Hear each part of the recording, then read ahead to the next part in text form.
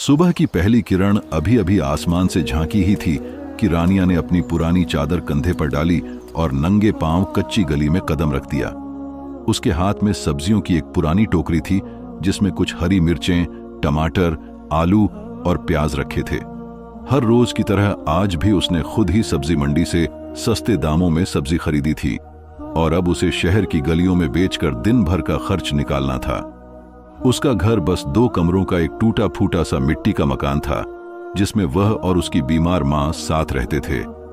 मां की खांसी अब बहुत ज्यादा बढ़ चुकी थी। दवा के पैसे नहीं थे और परहेज की तो बात ही नहीं थी। रानिया को याद था जब मां ने आखिरी बार डॉक्टर की पर्ची देखी थी तो उनकी आंखें भर आई थीं। उस दिन रानिया ने दिल में ठान लिया था कि वह और मेहनत करेगी, लेकिन वक्त दिन ब दिन और मुश्किल होता जा रहा था। शहर की सड़कों पर आज भी शोर था, गाड़ियों के हॉर्न, लोगों की आवाजें, दुकानदारों की पुकार, और उन्हीं सब के बीच रानिया की हल्की थकी हुई आवाज, टमाटर ले लो बहना, ताजा हरी मिर्चें हैं, सब्जी ले लो। कुछ लोग उसे देखकर मुंह फेर लेते, कुछ दाम पूछकर बिना जवाब दिए आगे बढ़ जाते। कभी कभी कुछ दयालु महिलाएं 2-4 चीजें खरीद लेती, लेकिन ज्यादातर वक्त खाली गुजरता। लेकिन सबसे ज्यादा परेशानी वे 3 लड़के थे जो हर दिन दोपहर के करीब वहां आ जाते, मजाक उड़ाते, तंग करते, फप्तियां कसते। ओ सब्जी वाली रानी, आज भी टमाटर गिरा दिए क्या? क्या बात है रानिया, आज तो चादर भी स्टाइल में पहनी है। रानिया हमेशा कोशिश करती कि सिर झुकाकर निकल जाए, कोई जवाब न दे, लेकिन भीतर से उसका दिल चटकता। वह उन लड़कों की निगाहों में मौजूद बेशर्मी को महसूस करती, लेकिन कुछ कह नहीं पाती। कई बार उसने सब्जियां समेटकर रास्ता बदलने की कोशिश की, लेकिन वे हर बार उसका पीछा करते। पुलिस से शिकायत का कोई फायदा नहीं था। गरीब की आवाज कौन सुनता है? न सबूत, न सिफारिश। एक दिन जब वह गली के मोड़ पर पहुंची, उनमें से एक लड़का सामने आ गया। बाकी 2 ने पीछे से उसके दुपट्टे का पल्लू खींचा। बस, बहुत हो गया। रानिया की आवाज कांप रही थी। खुदा से डरो, क्यों तंग करते हो मुझे? खुदा? एक लड़के ने जोर से हंसते हुए कहा। हमारे लिए? अरे खुदा तो अमीरों का होता है बहन, हमारे जैसे तो बस दुनिया में टाइम पास करने आए हैं। वह रोती हुई भाग गई, आंखों में आंसू, दिल में डर। उस दिन उसने सब्जी नहीं बेची, पूरा दिन मां के पास बैठकर रोती रही। मां ने धीरे से उसके बालों पर हाथ फेरा। बेटी, अल्लाह सब देखता है, एक दिन इंसाफ जरूर करेगा। रात को जब मां सो गई, रानिया चुपचाप नदी की तरफ निकल गई। वही नदी जो शहर के किनारे बहती थी, जहां वह कभी अपनी मां के साथ बचपन में जाया करती थी। वह वहां जमीन पर बैठ गई और आसमान की तरफ देखकर फूट फूट कर रोने लगी। या अल्लाह, मैं थक गई हूं। क्यों इतना मुश्किल है ये सफर? क्या मेरी इज्जत इतनी सस्ती है? अब मुझसे नहीं होता। एक ठंडी हवा का झोंका आया। रानिया चौंकी। उसने इधर उधर देखा। नदी के किनारे सन्नाटा था, सिर्फ पानी की हल्की आवाज सुनाई दे रही थी। लेकिन उसे लगा जैसे किसी ने उसकी पुकार सुन ली हो, जैसे अंधेरे में कोई सांस ले रहा हो, बहुत पास। तुम रो क्यों रही हो? रानिया का दिल जोर से धड़का। ये आवाज एक मर्द की थी, लेकिन उसमें एक अजीब सी नरमी, एक राहत थी। उसने जल्दी से अपनी आंखें पोंछीं और पीछे मुड़कर देखा। एक लंबा, गंभीर सा चेहरा, आंखों में चमक और शरीर पर पुराना लेकिन साफ सुथरा कपड़ा। वह शख्स लगभग उसी की उम्र का लग रहा था, लेकिन उसकी मौजूदगी में कुछ अलग था। तुम कौन हो? यहां क्या कर रहे हो? मैं बस गुजर रहा था और तुम्हारी दुआ सुन ली। तुमने अल्लाह को पुकारा था, शायद उसने मुझे भेज दिया। रानिया को एक पल के लिए डर लगा, लेकिन उसकी आंखों में मौजूद सुकून ने उसे कुछ राहत दी। तुम क्या जानते हो मेरे बारे में? सब कुछ। तुम्हारी मां, तुम्हारा काम, वो लड़के, तुम्हारा दर्द। तुम आखिर हो कौन? बस समझ लो, एक मददगार, एक साया, एक ऐसा दोस्त जो तुम्हें नुकसान नहीं पहुंचाएगा, बल्कि उस अंधेरे से निकालेगा जिसमें तुम फंसी हो। रानिया कुछ न कह सकी। वह उठकर घर की तरफ चल पड़ी, लेकिन उस रात उसे नींद नहीं आई। दिल में डर भी था, जिज्ञासा भी। अगले दिन जब वह सब्जी बेचने निकली तो हैरान करने वाली बात यह थी कि पूरा दिन शांतिपूर्ण रहा। कोई लड़का उसके आसपास नहीं आया। उल्टा उसे कई ग्राहक मिले, ज्यादातर औरतें, जो उसके हाथ से सब्जियां लेकर उसे दुआएं देती रहीं। यह बदलाव अजीब था। शाम को जब वह फिर नदी के किनारे बैठी, वही शख्स फिर दिखाई दिया। तुमने क्या किया? कुछ खास नहीं, बस उन लड़कों को उनके सपनों में वही दिखाया जो तुम हर दिन झेलती हो। कभी कभी किसी और का दर्द अपनी आंखों से देख लेना काफी होता है। तुम इंसान नहीं हो ना? उसने मुस्कुराकर सिर हिलाया। नहीं, मैं जिन्न हूं, लेकिन अलग किस्म का। मैं शैतानी नहीं, उस नूर से बना हूं जिसका काम सिर्फ मदद करना है। रानिया थोड़ा पीछे हट गई। जिन्न? फिर भी तुमने मेरी मदद क्यों की? क्योंकि तुम्हें देखकर दिल बेचैन हो गया। तुम्हारी आंखों में जो सच्चाई है, जो सब्र है, वह इंसानों में कम ही मिलती है। मैं नहीं जानता ये क्या है, लेकिन तुम्हें तकलीफ में नहीं देख सकता। रानिया चुप हो गई। उसका दिल तेजी से धड़कने लगा। वह जिन्न था, लेकिन उसकी बातों में कोई बुराई नहीं थी। उसके लफ्जों में दर्द की दवा थी। क्या तुम हमेशा मदद करोगे? उसने धीमे से पूछा। जब तक तुम चाहो, और अगर मैं कुछ न कहूं तो भी मैं तुम्हारे पास रहूंगा, तुम्हारे साए की तरह। रानिया ने पहली बार मुस्कुराकर उसे देखा।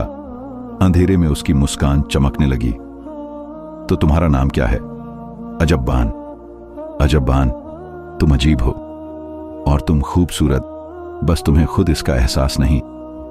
यह सुनकर रानिया का चेहरा लाल हो गया। उसने नजरें चुरा लीं और दिल ही दिल में पहली बार किसी अजनबी के लिए कुछ महसूस किया। वह रात उसकी जिंदगी की पहली रात थी, जिसमें डर कम और सुरक्षा ज्यादा थी। उसे लगा शायद उसकी दुआ सच में किसी दरवाजे को खोल गई है। अगले दिन जब वह बाजार गई, उन्हीं 3 लड़कों में से एक लड़खड़ाता हुआ आया। आंखों के नीचे काले घेरे, चेहरे पर डर। रानिया, हमें माफ कर दो। हमने तुम्हारे साथ बहुत गलत किया। खुदा की कसम, अब कभी तुम्हें परेशान नहीं करेंगे। हमें माफ कर दो। यह सुनकर पूरा बाजार हैरान रह गया। रानिया को समझ नहीं आया क्या कहे। उसने बस चुपचाप सिर हिला दिया और दिल में शुक्र अदा किया। शाम को जब वह नदी किनारे पहुंची, अजब्बान पहले से वहां मौजूद था। तुमने उनके सपनों में क्या दिखाया था? बस उन्हें वही दर्द महसूस कराया जो तुम हर रोज सहती हो। कभी कभी सच्चाई जब सामने आती है तो इंसान बदल जाता है। रानिया की जिंदगी में पहली बार एक अजीब सा सुकून आया था। सुबह वह अपनी पुरानी टोकरी साथ लेती, लेकिन चेहरे पर उदासी की जगह अब एक शांत मुस्कान होती थी। अब उसे यकीन था कि उसके बारे में कोई गंदा मजाक नहीं उड़ेगा, कोई उसकी इज्जत से खिलवाड़ नहीं करेगा। जैसे उसकी दुआओं का एक चादर आसमान से उतर आई हो और एक अदृश्य हिफाजती साया हर कदम पर उसका साथ दे रहा हो। धीरे धीरे वह नदी किनारे जाना अपनी आदत बना चुकी थी। शाम को सब्जियां बेचने के बाद वह वहीं बैठती, खामोशी से पानी की सतह को देखती, और कई बार अजब्बान भी आ जाता। उसके आने से पहले ही ठंडी हवा चलने लगती, मानो हवा भी उसकी मौजूदगी की खबर देने आई हो। कई बार अजब्बान चुपचाप बैठा रहता, कभी रानिया की बातें सुनता, कभी कोई हल्का सवाल पूछता, और उसकी आंखों में इस तरह देखता जैसे वह पूरी सृष्टि की खामोशी उसमें पड़ रहा हो। एक शाम रानिया ने पूछा, क्या तुम हमेशा मेरे आसपास रहते हो? अजब्बान ने मुस्कुराकर आसमान की ओर देखा। नहीं, लेकिन जब तुम्हारा दिल बेचैन होता है या तुम अकेली महसूस करती हो, मैं आ जाता हूं। कैसे? रानिया ने हैरानी से पूछा। दिल की आवाज सुनने के लिए दूरी नहीं चाहिए, और वैसे भी तुम्हारी आवाज बहुत साफ है। रानिया शर्म से आंखें झुका बैठी। किसी ने उसे पहले ऐसा ध्यान से नहीं देखा था, नहीं सुना था। वह जानती थी कि अजब्बान एक जिन्न है, इंसान नहीं, लेकिन उसकी मौजूदगी में उसका अपना दिल भी उस पर नियंत्रण खो बैठता था। एक रात उसने अचानक पूछा, अजब्बान, तुम इंसान क्यों नहीं हो? यह सवाल अजीब था, और खुद रानिया को एहसास था कि वह एक सीमा पार करने वाली है। लेकिन अजब्बान ने बहुत नर्म जवाब दिया, क्योंकि अल्लाह ने मुझे रोशनी से बनाया है, मिट्टी से नहीं, मगर मेरी रूह कुछ अलग सी हो गई है, शायद तुम्हारी तरह महसूस करने वाली। कैसे अलग? रानिया ने धीमे स्वर में पूछा। क्योंकि मैं तुम्हारी तरह महसूस करता हूं, खुशी, दर्द, आशा और अब तुम्हारे लिए कुछ और भी। रानिया की सांस रुक गई। वह जानती थी कि वह क्या कहना चाह रहा है, लेकिन सुनने की हिम्मत नहीं कर पाई। बिना कुछ बोले वह उठकर चली गई। अजब्बान शांत निगाहों से उसे चलते देखता रहा। अगले दिन बाजार में अचानक एक सब्जी वाले लड़के फराज ने रानिया से पैसे मांगे ताकि वह अपनी बीमार बहन की दवाइयां खरीद सके। उसकी आंखों में सच्चाई थी और बिना कुछ कहे रानिया ने उसकी टोकरी में कुछ सब्जियां डाल दी। ये लो और अल्लाह तुम्हारी बहन को ठीक कर दे, उसने कहा। फराज की आंखों में आंसू थे। हमने तुम्हें बहुत तकलीफ दी, फिर भी तुम हमें माफ कर रही हो। जो लोग तुम्हारे दर्द से गुजर चुके हैं उनसे नफरत रखना बस खुद को जला देना है। तुम बदल गए हो, यही मेरे लिए काफी है। इसके बाद पूरे इलाके में उसकी दयालुता की चर्चा फैल गई और लोग उसे बाजार में सब्जी रखने की पेशकश करने लगे। फिर एक रात नदी किनारे बैठते वक्त अजब्बान ने रानिया से धीमे स्वर में कहा, मैं तुमसे कुछ कहना चाहता हूं। रानिया का दिल तेज धड़कने लगा। बोलो, वह बोली। मैं तुम्हें हर दिन देखता हूं, तुम्हारे धैर्य को, तुम्हारे दर्द को, तुम्हारी मुस्कान को। मैं तुमसे प्यार करने लगा हूं। रानिया का हाथ थम गया। पानी की लहरों की तरह उसकी धड़ाकन भी फैलने लगी। प्यार? वह फुसफुसाई। हां, अजब्बान ने धीरे कहा। तुम जिस जिन्न की दुनिया से हो और मैं इंसान, और फिर भी मेरे दिल ने तुम्हें चुना है। तुम्हारे अंदरूनी दर्द ने मुझे जगाया और तुम्हारी रोशनी ने मेरी दीवारें तोड़ी। और अगर मैं तुमसे प्यार न कर सकूं, उसने डर से पूछा, तो भी तुम्हारी रक्षा करता रहूंगा, क्योंकि प्यार इरादों से होता है, शर्तों से नहीं। रानिया पहली बार उसकी आंखों में सीधी नजर डाली। उन पुरानी आंखों में आज एक मासूमियत थी। मुझे समय दो अजब्बान, मैं तुमसे नहीं डरती, पर खुद से डर लग रहा है। मैं हमेशा तुम्हारे साथ रहूंगा, चाहे तुम मुझे देखो या नहीं। लेकिन तभी उसकी मां की तबीयत अचानक बिगड़ गई। सांसें तेज तेज हो गईं। रानिया ने सभी रास्ते अपनाए, लेकिन पैसे कम थे। रात में वह रो रो कर नदी पहुंची और अजब्बान को पुकारा, मेरी मां, अगर वो मर गई तो। तभी अजब्बान आया, आंखों में एक अलग सी चमक, एक इमरजेंसी खिलाफ जज्बा। रानिया, मैं तुम्हारी मां को बचा सकता हूं, लेकिन इस बार तुम्हें कुर्बानी देनी होगी। क्या? वह कांपते स्वर में बोली, या तो तुम मेरी दुनिया की साथी बनो, या फिर मैं तुम्हारी जिंदगी से दूर हो जाऊं। कुछ पल रानिया खामोश रही, फिर बोली, मैं तैयार हूं, मां की खातिर, अपने दिल की खातिर, और शायद तुम्हारी खातिर भी। अजब्बान ने हाथ बढ़ाया। उसकी हथेली से एक उजली रौनक निकली जो हवा में फैल गई। जाओ, तुम्हारी मां अब ठीक है। कल उसकी मुस्कान देखने से तुझे जीवन मिलेगा। उस रात से उसकी मां स्वस्थ हो गई।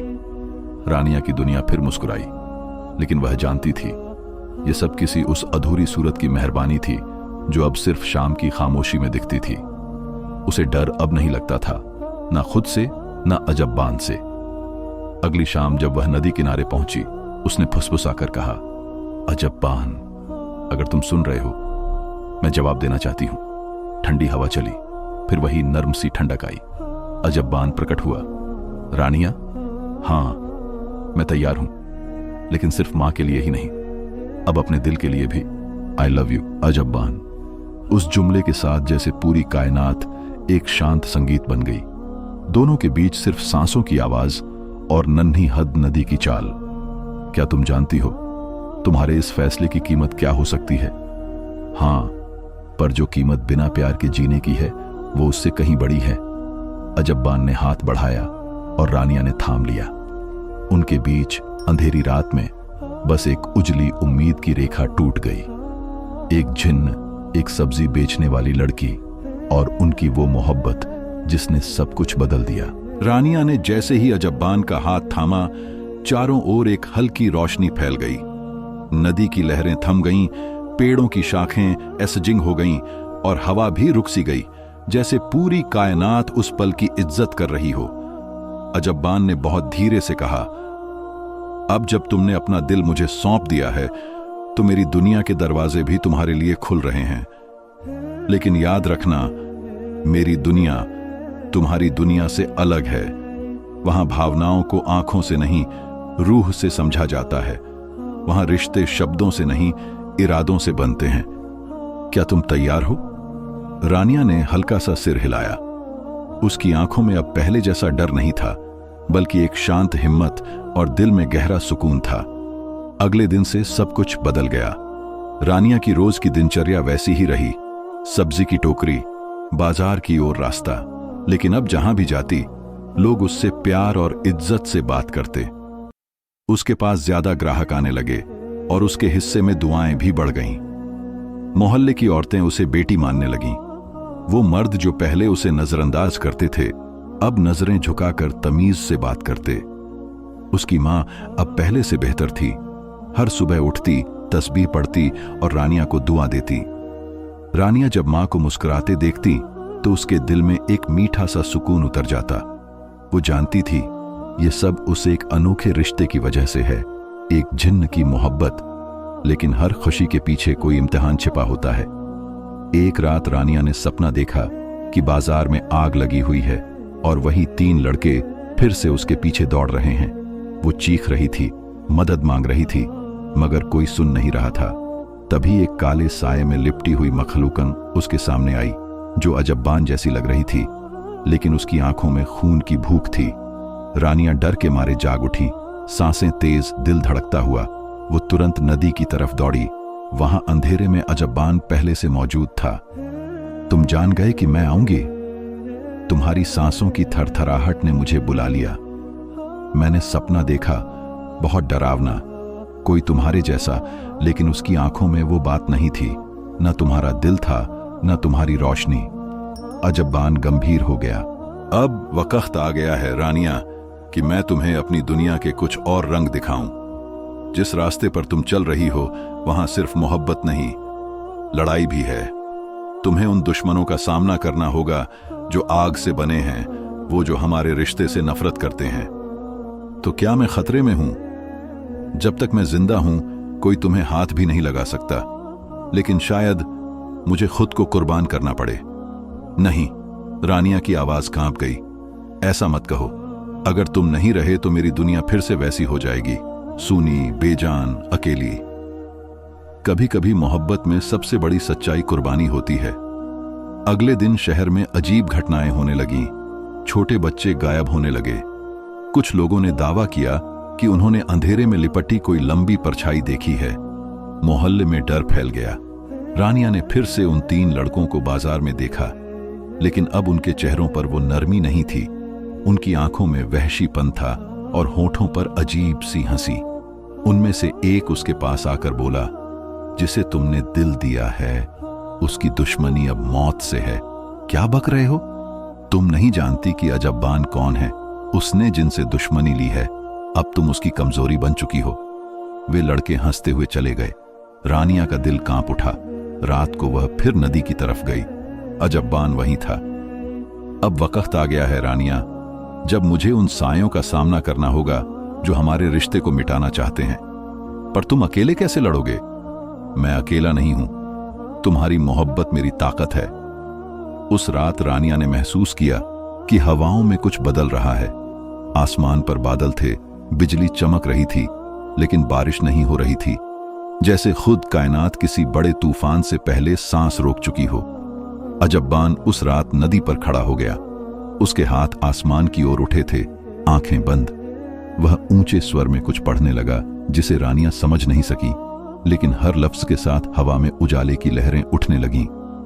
तभी अंधेरे से 3 काले साए निकलकर सामने आए, लंबे, भयानक, बिना चेहरों वाले जिन्न। उनके साथ वही 3 लड़के थे, लेकिन अब उनकी आंखें पूरी तरह काली थीं और चेहरों पर शैतानी हंसी थी। अजब्बान, एक साया बोला, तूने इंसानों से मोहब्बत का गुनाह किया है। तू हमारी दुनिया का नियम तोड़ चुका है। अब तुझे इसकी सजा मिलेगी, मौत। रानिया चीखने ही वाली थी कि अजब्बान ने उसकी तरफ पलट कर देखा। रानिया, आंखें बंद कर लो और मेरा नाम दोहराते रहो। रानिया ने आंखें बंद की और बस एक ही नाम दिल से दोहराने लगी, अजब्बान, अजब्बान, अजब्बान। तभी आसमान फटा। जैसे जोरदार धमाका हुआ। नदी की लहरें उठीं अंधेरे के साए चीखने लगे। अजब्बान के चारों ओर रोशनी का एक घेरा बन गया और वो उजाला उन सायों पर टूट पड़ा। हर हमले के साथ एक साया मिटता गया, उजाला फैलता गया। आखिर में सिर्फ एक सबसे बड़ा, सबसे स्याह साया बचा। उसने अजब्बान पर आखिरी वार किया। उस पल अजब्बान ने रानिया की तरफ देखा, मुस्कुराया और उस साए के साथ रोशनी में विलीन हो गया। सब कुछ थम गया। रानिया ने आंखें खोलीं। नदी शांत थी, हवा भी रुकी हुई, सब कुछ चुप था। अजब्बान, उसकी आवाज कांप रही थी। कोई जवाब नहीं आया। अजब्बान, वापस आ जाओ, तुमने वादा किया था कि छोड़ोगे नहीं। कुछ पल ऐसे बीते जैसे वक्त थम गया हो। फिर आसमान से एक हल्की रोशनी उतरी और नदी की सतह पर ठहर गई। एक धीमी आवाज आई जो हवा से भी हल्की थी, लेकिन रानिया के दिल में गूंज गई। मैं कहीं नहीं गया रानिया, मैं तुम्हारे अंदर हूं, तुम्हारी दुआ में, तुम्हारी मोहब्बत में। रानिया की आंखों से चुपचाप आंसू बहने लगे।